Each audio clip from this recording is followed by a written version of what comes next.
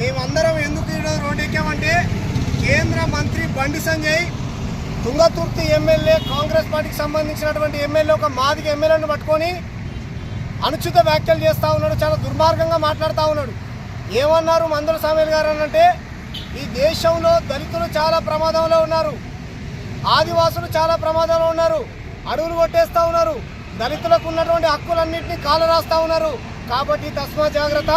ఒక పక్కన బాపనైన మంత్రాలు చదువుతున్నాయని ఆ మంత్రాలలో మమ్మల్ని తిడుతుర్రో పొగుడుతుర్రో ఆయన ఏం మాట్లాడుతున్నారో మాకు తెలియదు అంటుండు.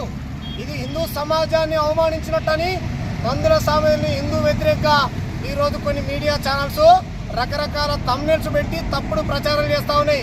ఖబర్దార్ కొడుకులారా, మీరు ఎవరైతే మాదిగా ఉపకులాల ఎమ్మెల్యే పట్ల ఇటువంటి వైఖరిని కనుక మీకు చూపించినట్టయితే మీ ఆఫీసును ముట్టడిస్తాం.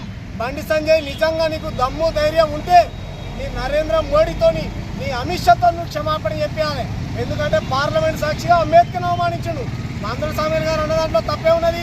రాబోనోళ్ళు వందల వేల సంవత్సరాలు మన అమనాభూతులు తింటున్న మంత్రాలలో మీరు ఏం మాట్లాడుతారో దాని తాత్పర్యం చెప్పండి అని బాబాసాహెబ్ అంబేద్కర్, మహాత్మా పూలే, పెరియారు ఈ మహానుభావులందరూ కొట్లాడింది బ్రాహ్మణిజానికి వ్యతిరేకంగా. కాబట్టి మంత్రాలు చదివితే తప్పలేదు, కానీ దాని తాత్పర్యం చదువుకున్నా నువ్వు తిడుతున్నావో పొగుడుతున్నావో అనేటువంటి ఉద్దేశంతో మందుల సామేల్ గారు మాట్లాడితే ఆయన మాదిగ ఎమ్మెల్యే కాబట్టి ఈరోజు రకరకాల బూతి మాటలు మాట్లాడుతూ మాదిగ సమాజాన్ని మీ గతంలో కూడా మాల ఎమ్మెల్యేలని మంత్రులను కూడా అవమానించినటువంటి దాఖలాలు ఉన్నాయి. కాబట్టి తస్మా జాగ్రత్త అని బీజేపీ మంత్రి బండి సంజయ్ని హెచ్చరిస్తా ఉన్నాడు.